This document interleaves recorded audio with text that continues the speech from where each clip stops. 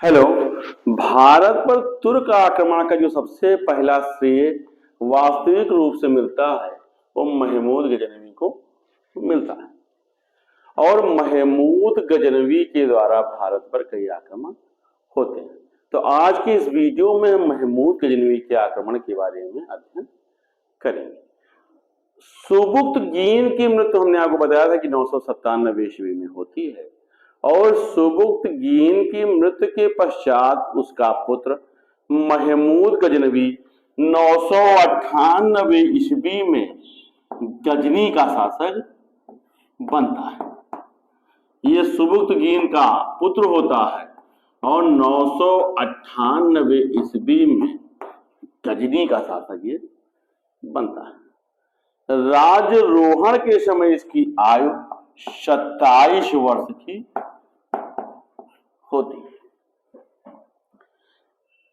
महमूद गजनवी एक महत्वाकांक्षी युवक होता है और कहा जाता है कि बगदाद के खलीफा से इसको यामनुद्दौला या अमीन उल मिल्लाह की उपाधि मिली थी और उस उपाधि को प्राप्त करते समय इसने प्रतिज्ञा किया था कि वो प्रति वर्ष भारत पर एक आक्रमण करेगा।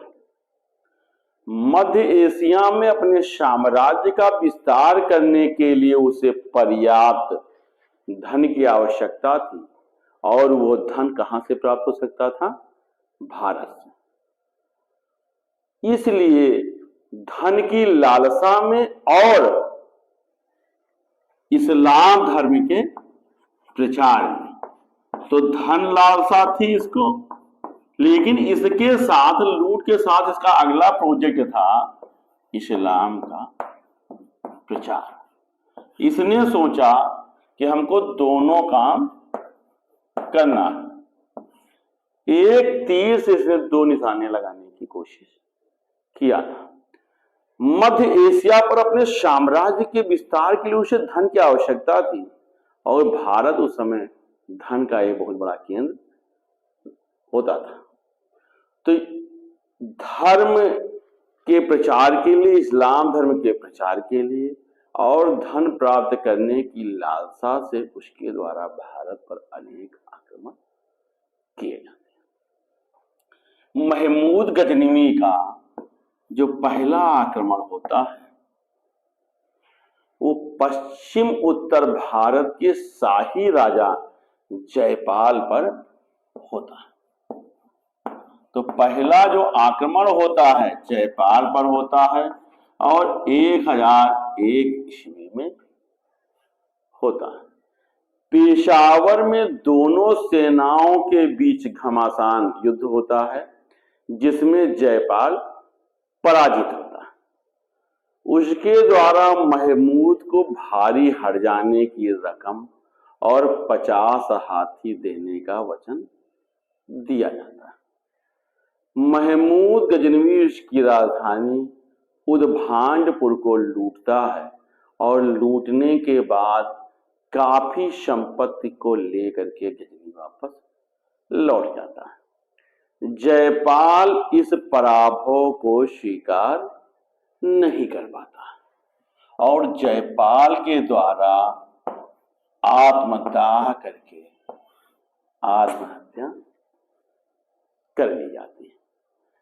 पश्चिमी पंजाब और लाहौर पर अब महमूद गजनवी का जो है शासन हो जाता है। अगला जो आक्रमण होता है जयपाल की मृत्यु के पश्चात आनंदपाल और त्रिलोचनपाल शाही वंश के शासक बनते हैं। आनंदपाल और महमूद की सेनाओं के बीच में दो युद्ध होते हैं। तो अगला आक्रमण होता है आनंदपाल पर होता है और इसके साथ महमूद गजनवी के दो युद्ध होते हैं और दोनों बार ही महमूद गजनवी विजयी होता है। त्रिलोचनपाल जो कि आनंदपाल का पुत्र होता है उसके द्वारा महमूद गजनवी के विरुद्ध भारतीय राजाओं का एक संघ बनाया जाता है। लेकिन 1018 ईस्वी में महमूद इस संघ को परास्त करता है और 1021 में त्रिलोचन की मृत्यु हो जाती है। इसके बाद शाही राजवंश का अंत होता है और अब महमूद गजनवी का शासन बढ़ जाता है, अर्थात शाही वंश पर भी अब उसका अधिकार हो जाता है। तीसरा जो आक्रमण होता है महमूद गजनवी के द्वारा, वो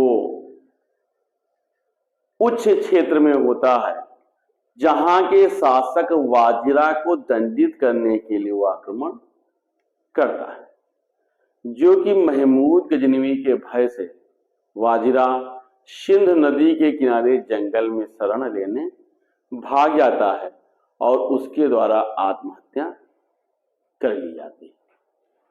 महमूद गजनवी का चौथा आक्रमण का जो शिकार होता है वो मुल्तान राज होता है और यहाँ का राजा फतेह दाऊद, जो कि शिया मत का अनुयायी होता है और इस कारण वो सुन्नी जो कि महमूद गजनवी होता है उससे चिढ़ता है।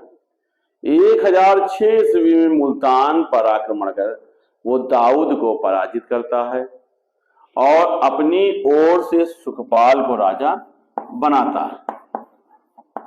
तो इसका जो अगला आक्रमण होता है वो दाऊद पर होता है और दाऊद को वो परास्त करके, फतेह दाऊद जिसको बोलते हैं, परास्त करता है और उसके पुत्र सुखपाल को वहां का राजा बनाता है।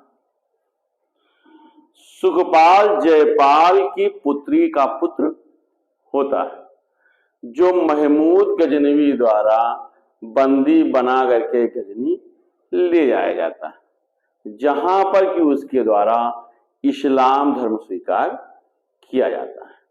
लेकिन सुखपाल इस्लाम को त्याग कर महमूद गजनवी के विरुद्ध विद्रोह करता है, जिसके कारण 1008 ईस्वी में महमूद फिर से मुल्तान पर आक्रमण करता है और उसे बंदी बना लेता है और अब उस पर पूर्ण रूप से उसका अधिकार हो जाता है।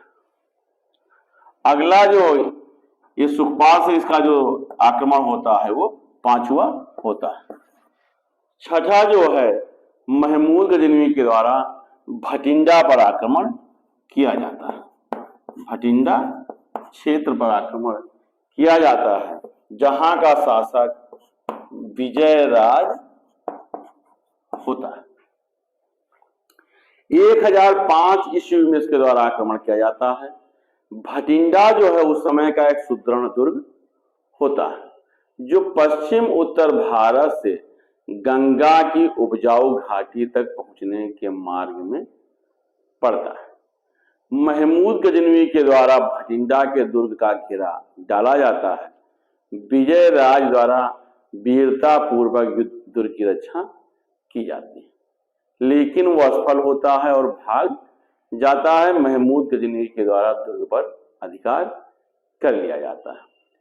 इस युद्ध के पश्चात नगर के निवासियों की या तो हत्या की जाती है या उन्हें इस्लाम धर्म मानने को बाध्य किया जाता है। भटिंडा के युद्ध से भी महमूद गजनवी को काफी मात्रा में संपत्ति प्राप्त होती है।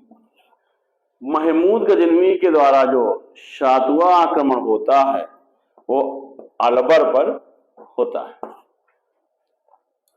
1009 ईस्वी में महमूद अलवर में स्थित नारायणपुर पर आक्रमण करता है और उस पर अपना अधिकार करता है। नारायणपुर उस समय का एक प्रसिद्ध व्यापारिक केंद्र होता है। महमूद गजनवी का 8वां आक्रमण मुल्तान पर होता है।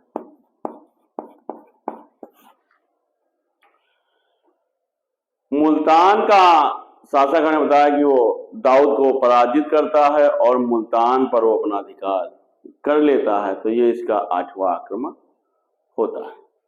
महमूद गजनवी का 9वां आक्रमण जो होता है वो 1014 ईस्वी में थानेश्वर पर होता है और थानेश्वर पर चक्त स्वामी नामक मंदिर को वो तोड़ करके गजनी को जाता है।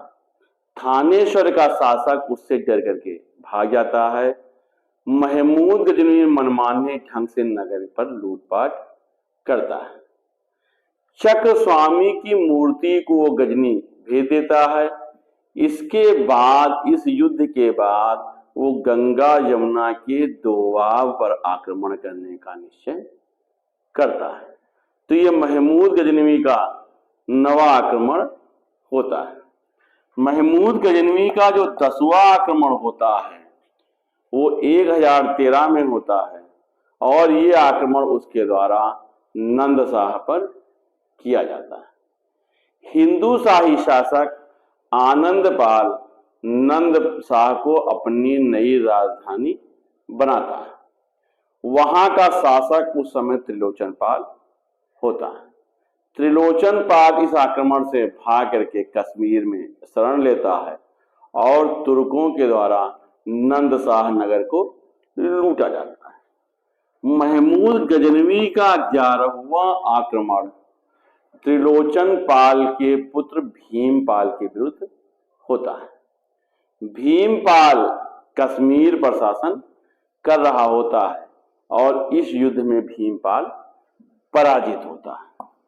महमूद गजनवी के द्वारा जो 12वां आक्रमण होता है 1018 ईस्वी में उसके द्वारा मथुरा पर आक्रमण किया जाता है और मथुरा के अनेक भव्य और प्रसिद्ध मंदिरों को तोड़ा जाता है। लूट में उसको यहां से काफी संपत्ति प्राप्त होती।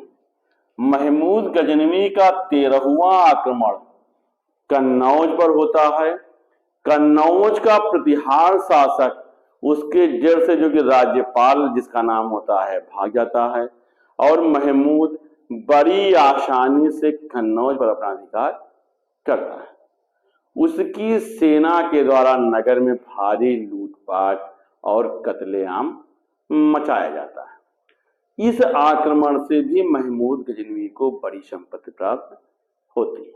मथुरा और कन्नौज से अतुलित संपत्ति को लेकर के वो गजनी जाता है।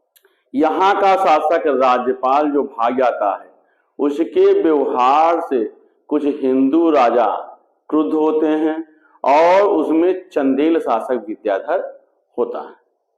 विद्याधर की अध्यक्षता में एक संघ बनता है और उस संघ के द्वारा राज्यपाल पर आक्रमण करके उसकी हत्या की जाती है और विद्याधर चंदेल महमूद गजनवी के विरुद्ध शक्ति जुटाने में लग जाता है।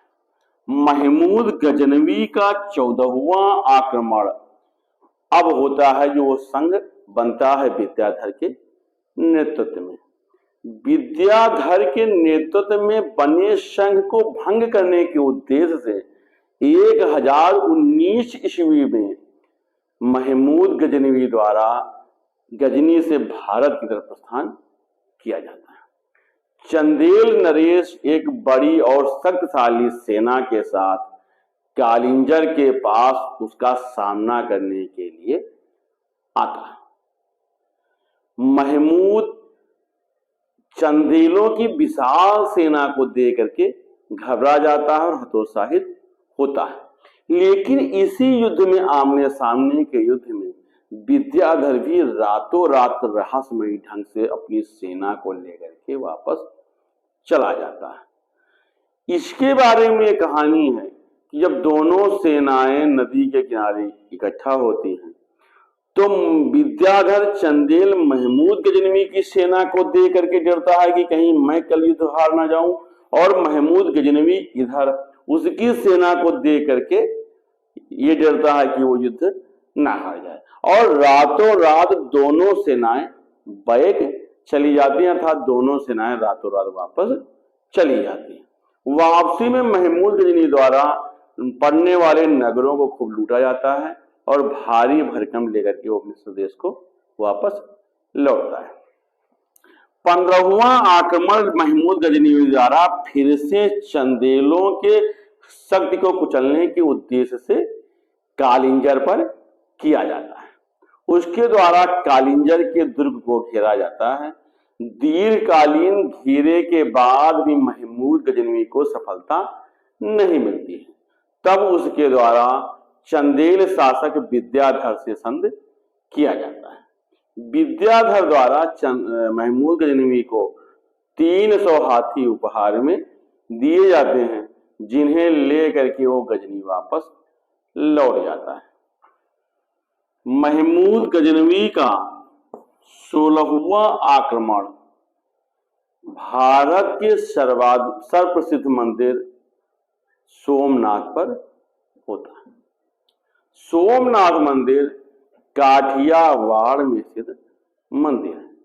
समूचे भारत वर्ष में ये अपनी पवित्रता, गौरव और समृद्धि के लिए विख्यात था। महमूद गजनवी के द्वारा सोमनाथ के गढ़ का घेरा डाला जाता है और बिना किसी कठिनाई के वो उसमें प्रवेश कर जाता है।